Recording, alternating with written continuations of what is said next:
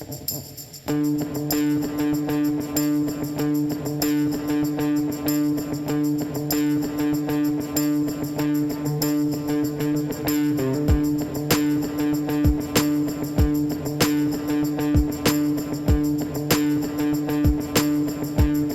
everyone, hello Jérôme.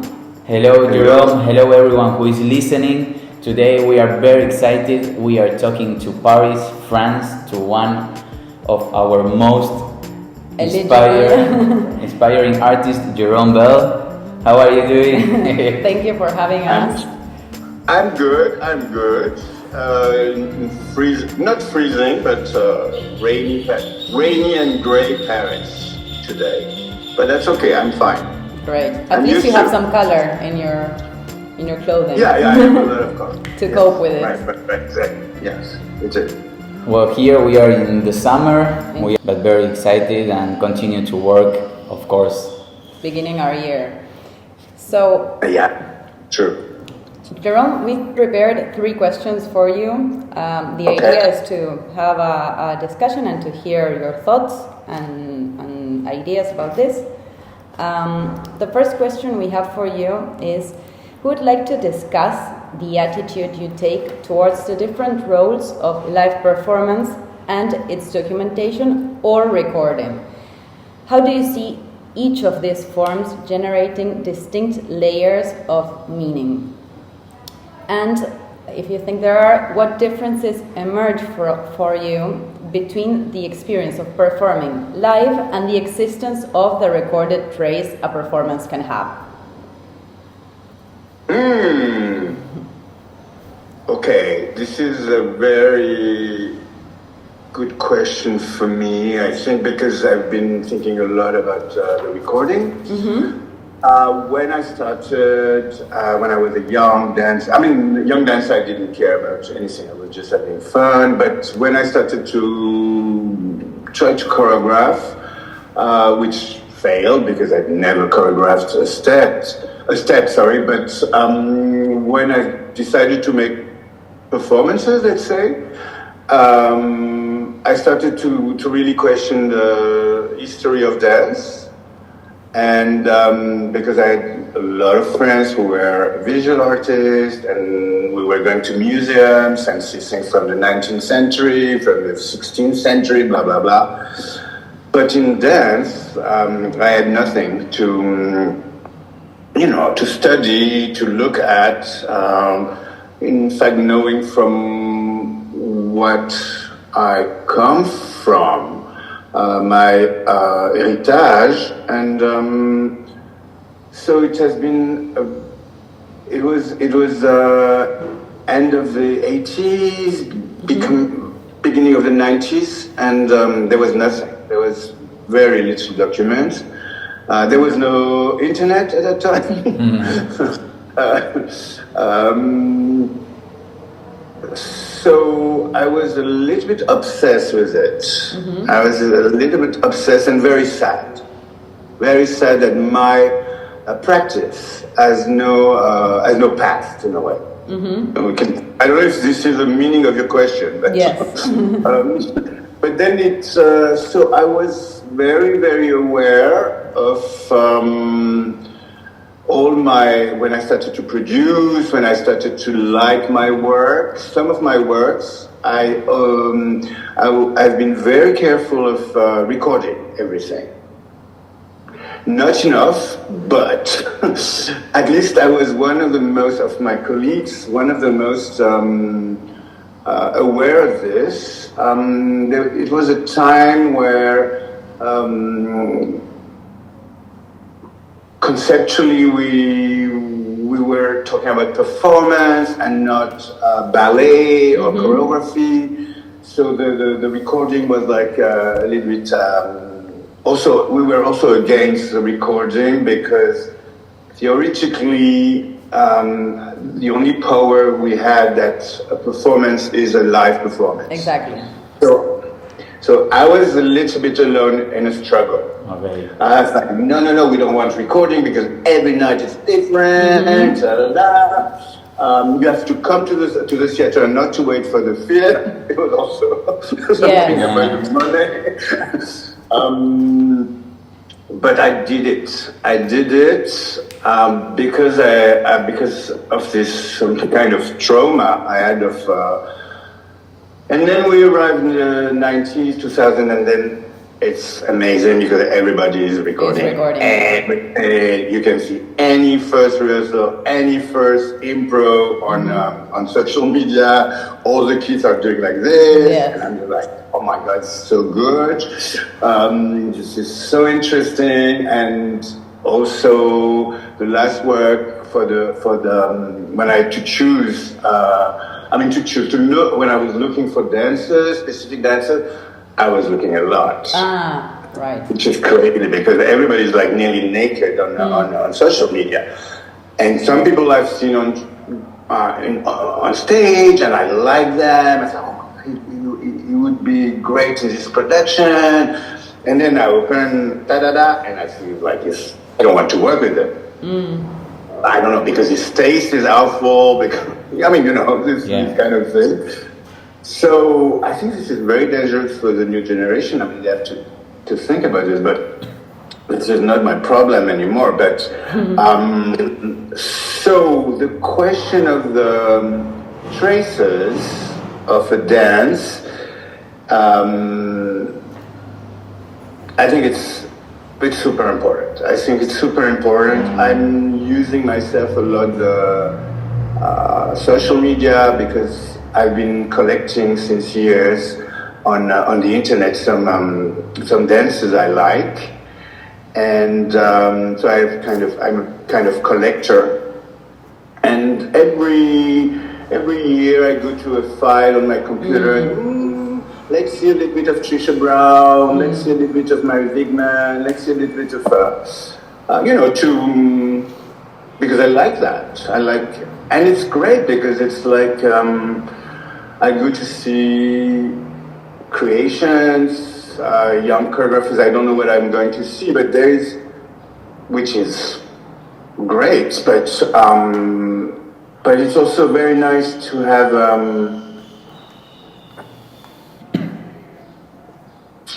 some, not a tradition, but something which you can go back to. You can check it out.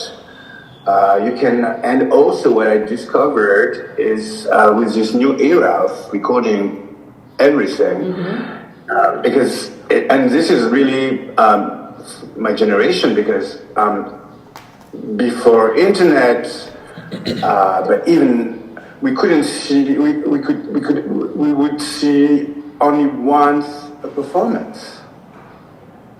And how do you criticize it? How do you understand? How do you learn things from that? Because you're like, it goes, and then it's finished, and you just have your souvenirs.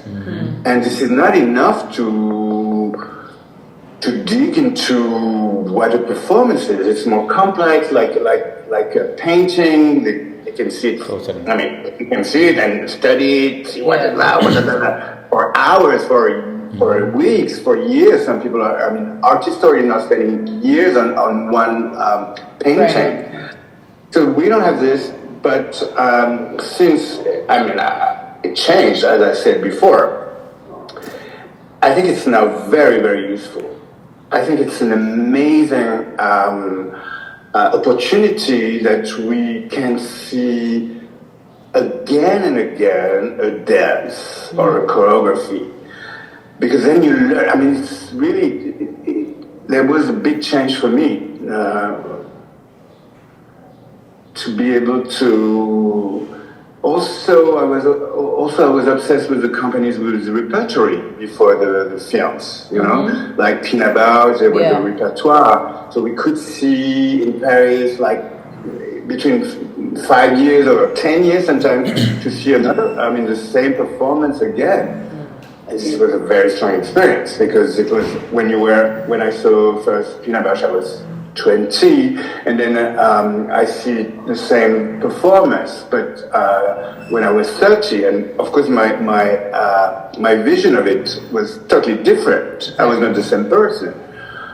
So brings us to a complexity which I think is very, very exciting. So I'm totally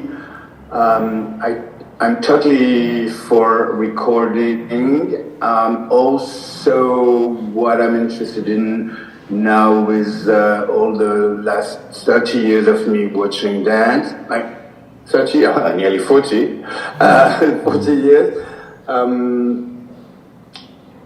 There is a big change. There is a big change of because of the possibility of watching again and again and studying and understanding better. And it's like a tool. Choreography of dance, you know. If you see again and again and again, complexity, you see its complexity. You can compare. You can put two things next to the other. And that's what I'm working right now on a piece which will be digital. Ah. Yeah, it will be only chosen works I've done that have been well recorded, because sometimes I have good works, but the filming is not good, so it's not you cannot use it because it doesn't fit what is at stake in the performance. Sometimes I have works I don't like anymore, but they're very, very well recorded.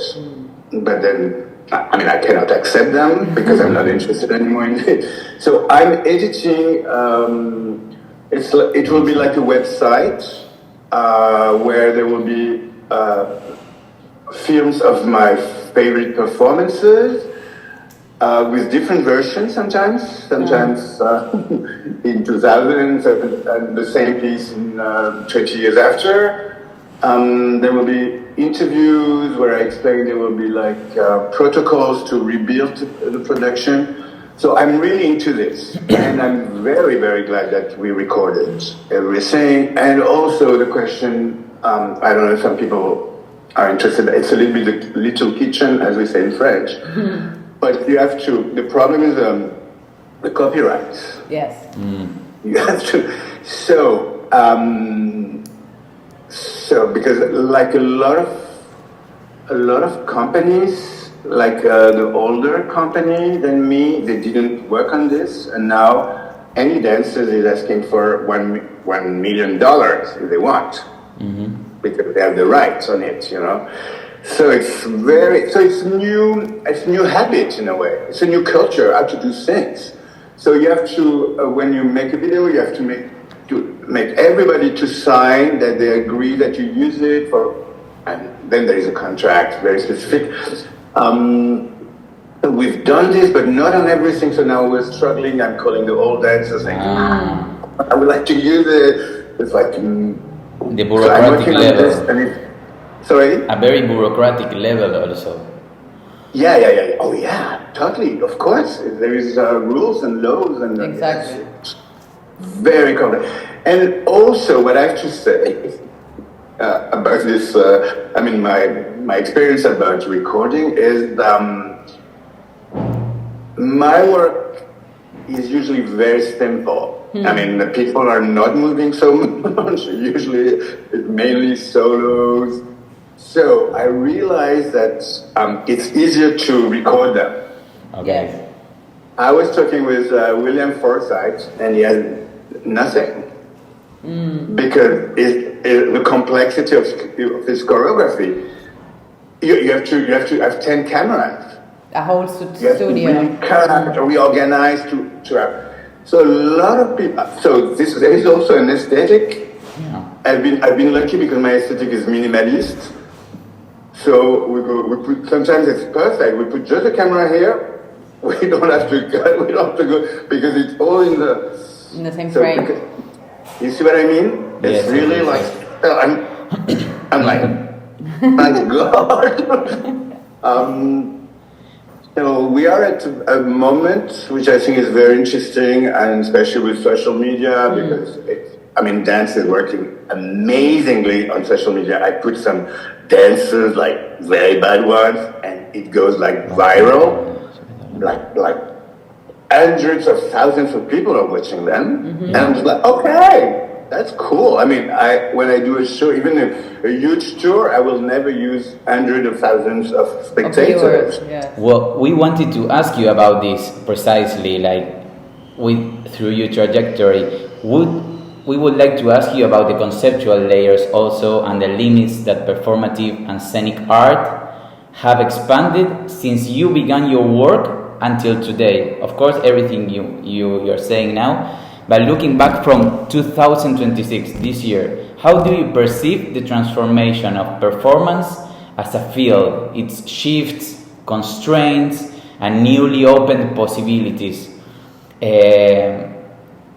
Further than just the recording and the technology and the social media, I mean. Yeah. Oh, yeah. I mean, if you look to the field of real performance, there was a big shift that I went through, and the main shift was the fact, which I enjoyed very much, was the fact that there was, when I started, and I mean, as a dancer, when I finished school in the mid of the 80s, there was a clear difference between a choreographer and dancer. Okay. It was really separated. Then people were going to be dancers, and very few will be choreographers. So there was this distinction, which is one of the tradition we belong to. And since 90s, I would say end of the 90s, beginning of the 2000s, there was this shift from everybody becomes an artist. Right. Everybody do his own or her own work, which I thought it was great. I thought it was great because I think that's what it should be like in the visual art. In the visual art, everybody's an artist. There is no difference between the one we have about performer and choreographer. So I thought this was good, and I was working till in. It was a very strong moment for me. When I started to work with this kind of people. Okay. Because it was great, because it was like more egalitarian, that they've been thinking about what is a performance, and we did show must go on like this. I mean, nearly, I would say 90% of the cast of the show must go on, the original cast, were also choreographers. Okay. I mean, they were doing their own research as artists, and the level of discussion we had, of analyzing, was amazing. Of course, which was great is that Showman's Gone didn't require any specific knowledge about dance. Yeah. So there were people who were not necessarily good dancers, but it was perfect for me because the Showman's Gone was really easy to do, but the questions were, why are we doing that? How? Why that? Blah, blah, blah, blah, blah, blah. And these people are doing their work, and some are wonderful artists, and so for me this would be the big thing. Then the other thing I've seen was the globalization through the years. Okay. So, and this came to me, I think in 2015, I was giving a workshop with Treasure Harold. Together we were very close, and we decided to give a workshop in Vienna. And we decided not to choose because we didn't want to make audition. So we said everybody wants to come in there. So it was 50 people in the workshop. And it's a Vienna, what's the name of the festival? Vienna. Oh, Impulsdance. It was Impulsdance. So it's a summer festival. They all bring people from all over the world. So we started, as we usually start with giving workshop, like show me 2 minutes of what you like. And after 10, I was like, I mean, it's the most boring 20 minutes of my life. They were all dancing the same way. Okay. And they were coming from Hong Kong, from Buenos Aires, or I don't know where. Everybody's the same. I was like, this is awful. Yes. So I realized there was a globalization, and mainly it was like super destructured, foresight. Okay. Globally. What? I mean, okay, foresight is doing it. I'm happy to see that. But everybody? It was so sad. And I felt like something was lost. There was a problem suddenly. There was a problem of, but that's what the world went through this last 40 or 30 years, which we call today globalization. Yes. Like with the internet, with all the travels, that suddenly there is a global culture, and there is suddenly a global contemporary dance. Yeah, as if we were losing our identities, our differences between different areas and cultures as well.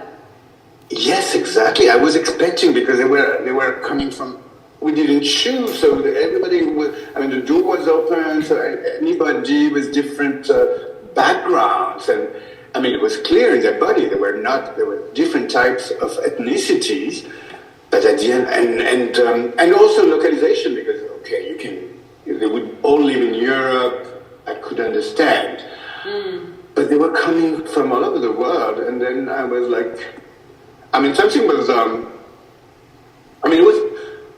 it was boring. Yes. It was boring because everybody was like the same. That's, and especially if you want to become an artist, you have to push your subjectivity. That's what it is to be an artist. It's like to try to be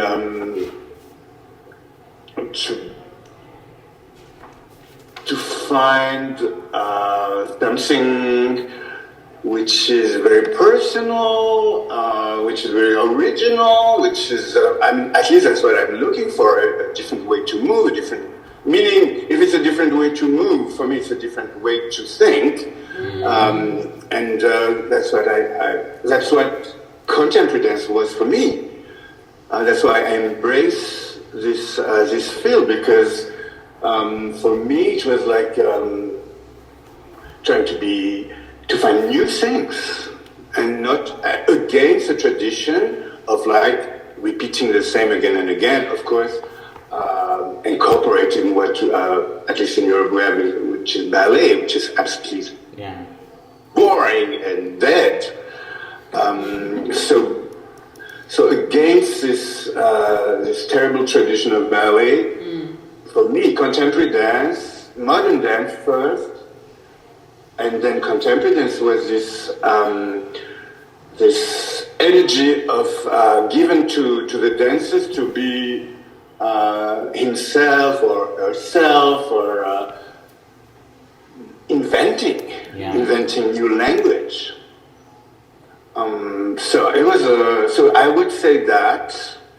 So I think it's the new, the next step from that, from this globalization, is the people who will understand this and will see how they are,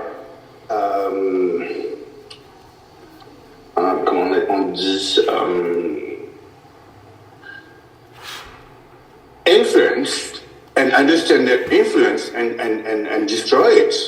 Just destroy the influence, or use the influence to find their something a little bit different. That's what I would say. to break through also. Yeah, I mean, I'm not going to see every show every night. Otherwise, I go to the Paris Opera, and it will be the same. Exactly. I mean, that's why some people enjoy to see the same show. It's okay. It's not my taste. That's why I went to contemporary. And that's why I like contemporary art and contemporary music, and I think it's an amazing project.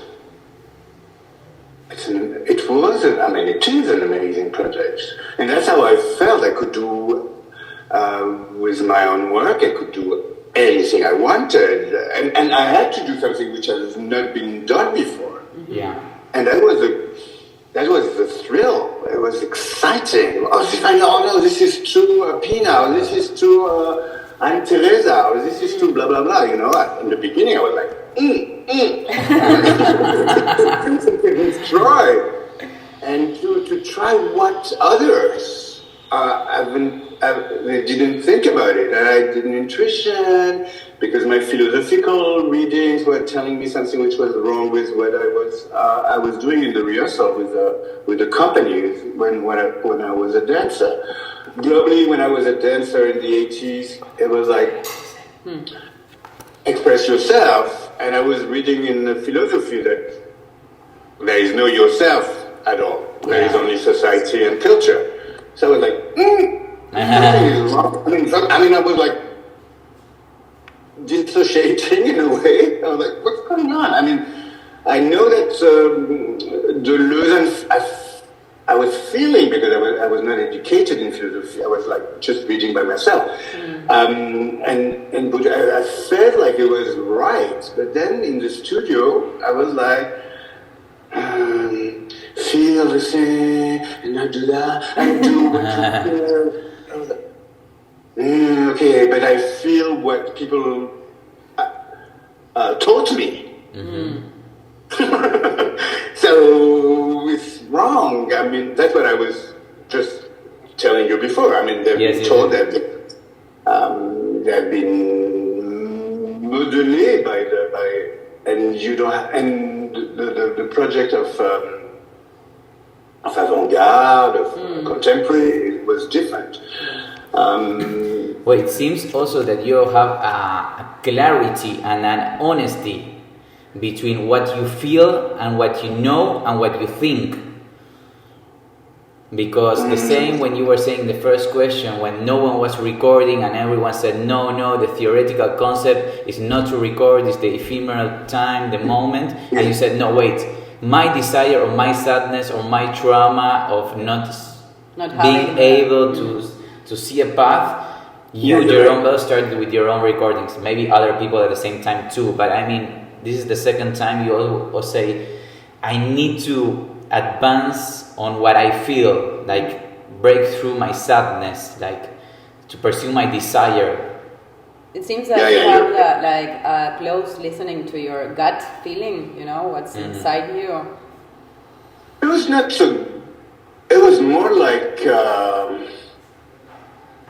it was like, no, it is. I mean, we are made of rational thinking and intuitions. You have to accept both, and the more you use both, the more you can be aware of what is around you as a human being. Yeah. I totally agree. Yes, but it was not that clear. Now I can conceptualize this, but in the beginning, I didn't know what I was doing. Chaos. You know? I was young and stupid, and but now I know. And this the question of I resolved it also on stage with this tension with Véronique Douaneau, the piece I did at the Paris Opera. Paris Opera I hated. I mean, I don't know why they invited me, and I didn't want to go. When they asked me, I was like, no, you're the enemy. I don't want to be with you. But because of this taste, this need for history, I said, because everybody around in Paris said, no, you don't go to the enemy. Because in France, you have to know that, I mean, maybe you know that, I don't know. There was no modernity in France. Okay. Because ballet was so big. Right. So every time there was like, even in the 20th century or the 50s, there was some modernity, ballet was like this. Right. Okay. So we had modernity, let's say, from the one we are okay to agree on is the American, of course, with Isadora Duncan and so on. The German, Rudolf and Laban and Marie Bigman, and the Japanese, with Buto. But in France, it's strange because this tradition was like squeezing us. Yeah. So it's only really in the 80s that it's, I mean, for example, the dancers, contemporary dancers or modern dancers, they had to leave France to go to Germany or the US to study and to find work. Why did I say that? It was a little...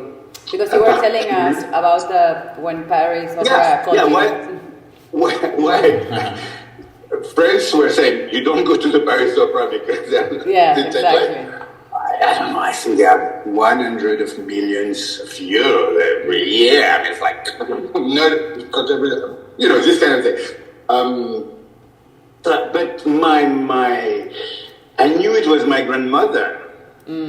Ballet was my grandmother. Without ballet, there wouldn't be contemporary dance or modern dance and then contemporary.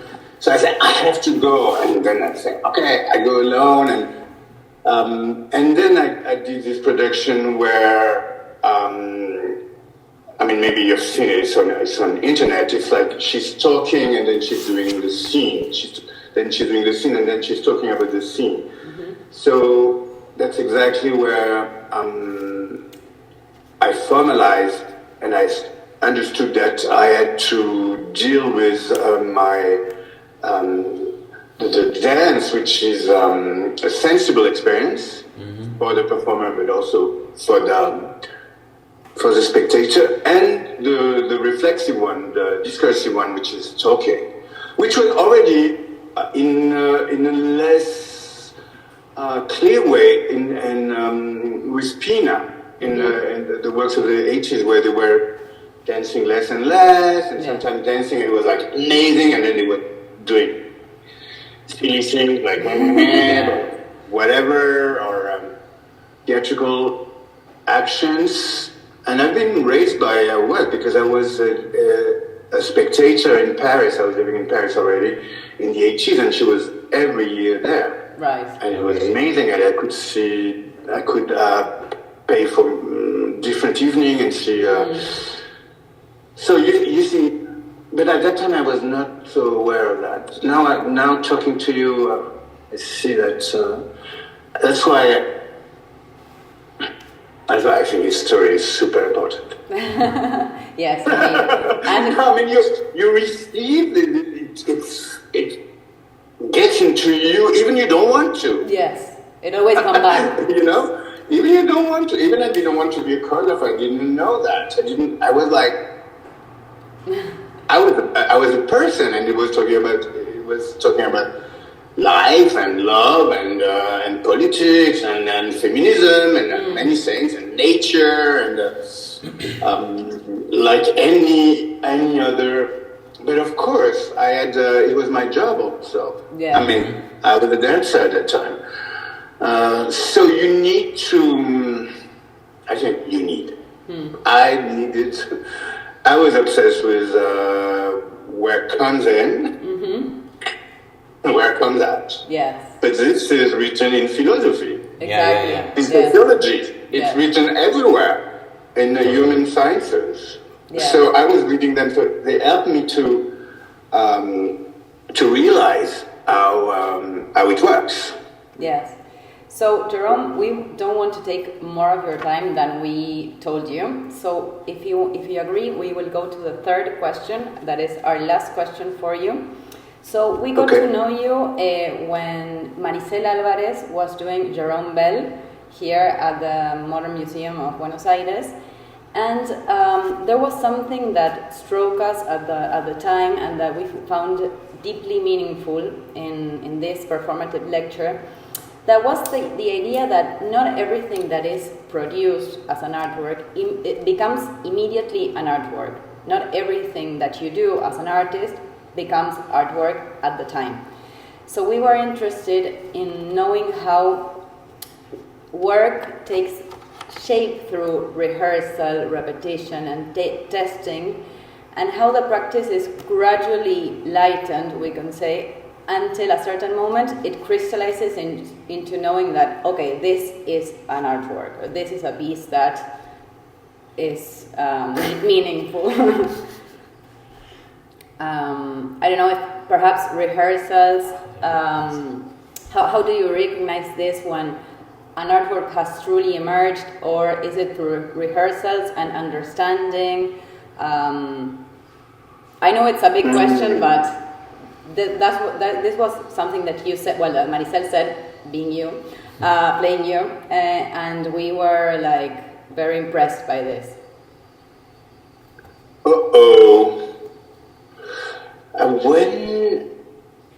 That's a tricky question, because what is art? That's already a question. I've been very influenced by Marcel Duchamp, as one of the father of conceptual arts. Yes. When he decided that he would put this in a museum. Yeah. And if there is a museum around, it's not the case. We're in my kitchen right now, but anything this. Could be a But museum. if I go to Centre Pompidou or to the Louvre, for example, I go and I put this on a little pedestal. It will become an artwork. So because it is a context, and it is what the expectation. Also a social frame where you decide what art is. So I think I have the same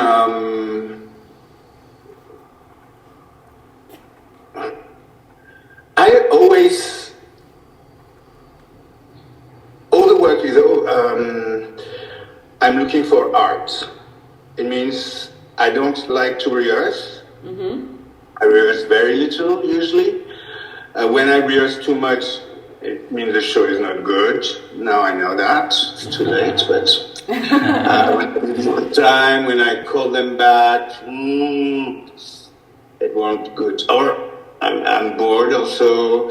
No, we have to find it. For me,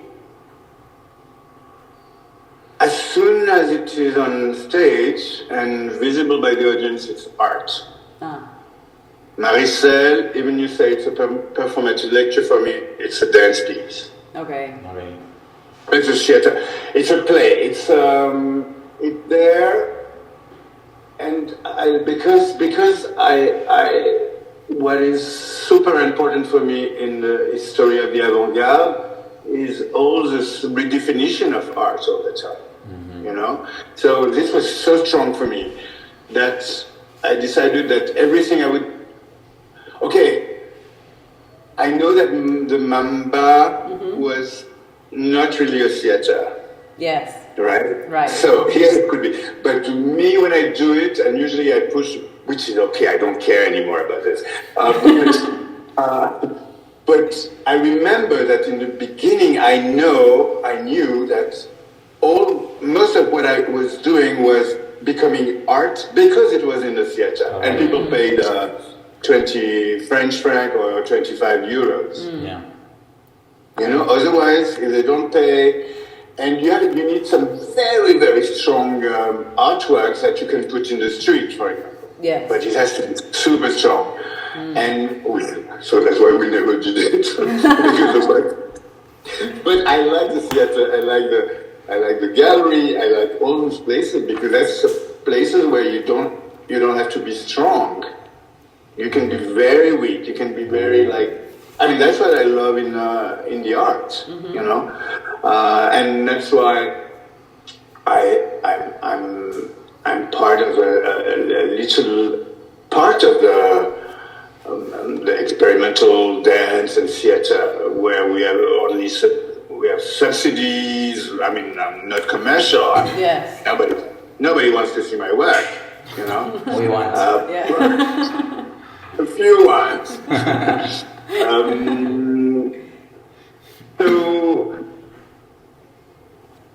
what I like in the theater is like when we're on the age of art, when there is I mean, I love when I ask like,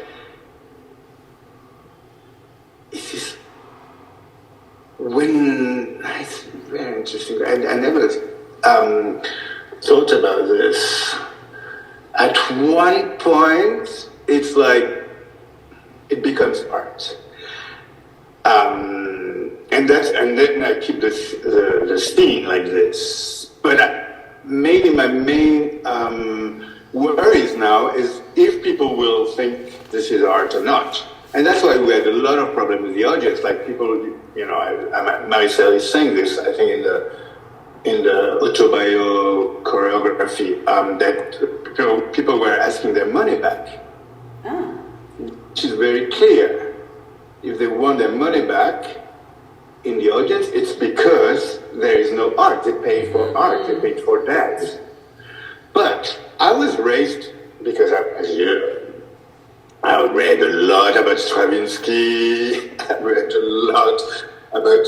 I was also in the room when in Paris when in the 80s Pina Bausch was performing and people were yelling at her. You know, and Maggie Marin also. People were like, "Woo, this is shit!" So when it happened to me, and I mean, and those works were fabulous. Or John Cage. Yeah. 1433, you know, all the story of the avant-garde. And really also, I mean, really we have to think about this beautiful story, which I think is very important for modern dance, which is Sacre du Printemps, The Rite of Spring with Nijinsky. It has been performed, I think, 4 times in Paris and 3 times in London. Because people were like, it was no success. This is one of our foundation. Yeah. You know, this is a big legend, and the music is still there. People are doing versions of it. I mean, I think it's very, but it's based on a rejection, full rejection of the audience. So I was. And I've seen. I remember I went when the Joffrey Ballet from I don't know where they are. The Joffrey Ballet, the U.S. came to Paris to show the first reconstruction of the Rite of Spring. It was 87. Yeah. And I went, I had a ticket, I had no money, I was very, very far away at the Théâtre des Champs-Élysées. It was beautiful because it was at Théâtre des Champs-Élysées, where it has been done the first time. So it was like, something like that. I loved it. I thought it was so modern. It was so inventive. It was so I built, and now we're going to go to this word, which is very important. The identification you're choosing as an artist. You're not alone. You have like dozens of parents, uncles, aunts, grandfathers. I mean, there is a family. There is they give you things, and you choose them. You like them, you don't like them, And you're a young artist, and you're like, you need to have role models, you have references. Yeah. So I refer myself to those people who had big problems with their work, you know? And so when it happened to me, I was like, cool. I'm one of them. You are fond. I was like, wow. I mean, it was not, I never, there is still a question with friends, with people who know my work very well, we still don't know if I did it unconsciously or not. I didn't look for that.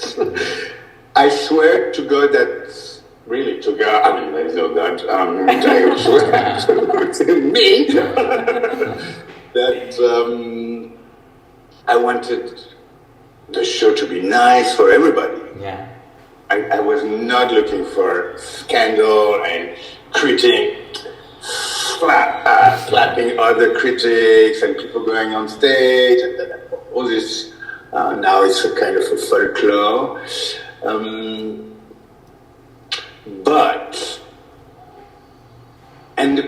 That will be my answer to the question, is that what is beautiful is that you're looking for something you haven't seen before, and suddenly it becomes art. And it's a beautiful moment when you think, it looks like shit, there is no quality, it's terrible, it's boring. Oops, wait a second. Are you there? Yes. Yeah. It's boring, it's weak, it's ugly, but I think it's art. Okay. I think it's something which is of this quality of the art. That's something that you cannot say in a different way. That's what it is. You cannot describe it, it won't be what it is.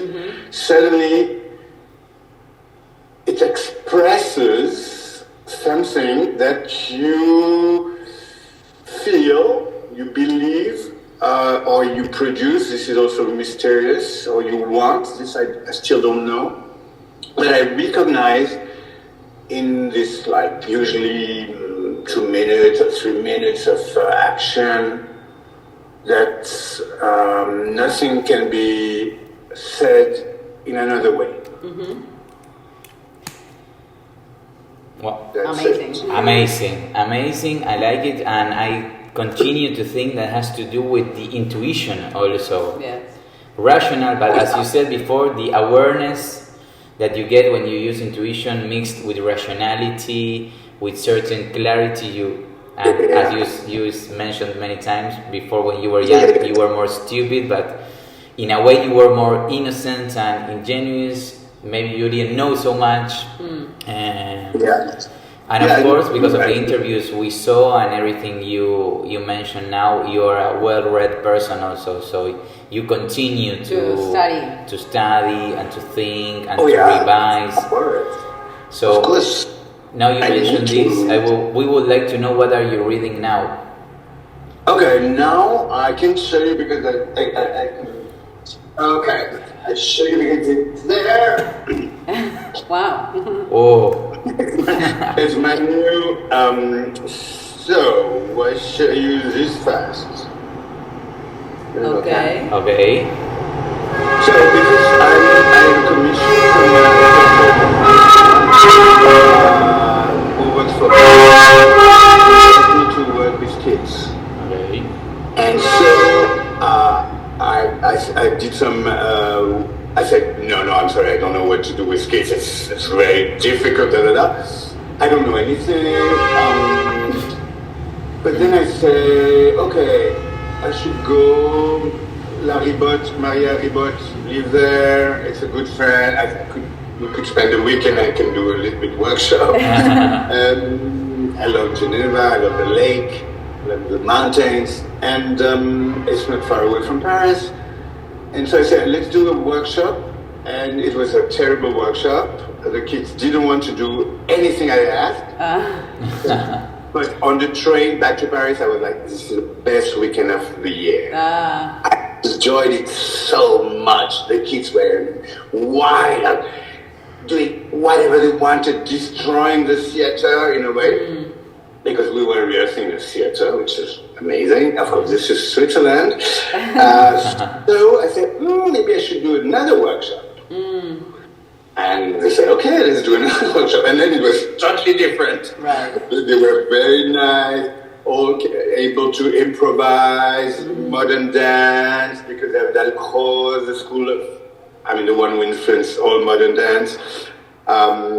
So I started to read about this new theory. It comes from the idea that the kids are alienated. They are a minority in society. And as soon as I said they're a minority, I said, I want to watch that. So it was very good. Amazing. And then I went through this with the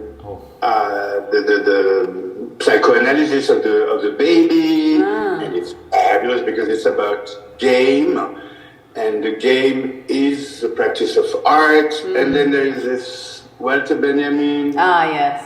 Yeah. Who was a text about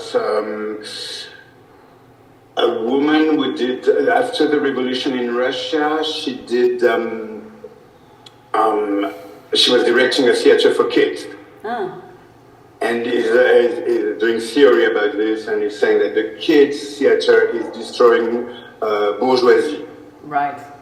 That we have to throw them on stage. Yeah. And I was working with the kid and say, can you do this scene again? Because it's very good. I said, no, we don't want, we want to improvise. Yeah. Okay, kids? Whatever you want. That's what he says, Okay. exactly. And so this is more sociology. Right. And this is more about my position. This is anthropology because I decided to make a company with those kids, and that I won't direct them. It will be a collective work, and we will be equal. Right. Okay. Equal to a kid. So you have some nice projects coming along there. Yeah. I'm super excited. I'm pushing the things. There won't be my name on the program. There won't be Jérôme Bel, But there is we're trying to find. For them, it's not new because they don't care about new. But for me, it's very new to have a kind of equality. And sharing and it's great because sometimes they do things and I love them. I love what they're doing, and some are watching also what the others doing. I said, no, it's just. It's a way I said, okay, if you don't want to. So it's big fun. Okay, thank you so much, Jérôme, for this your time. was very beautiful, very inspiring. Enlightening as well.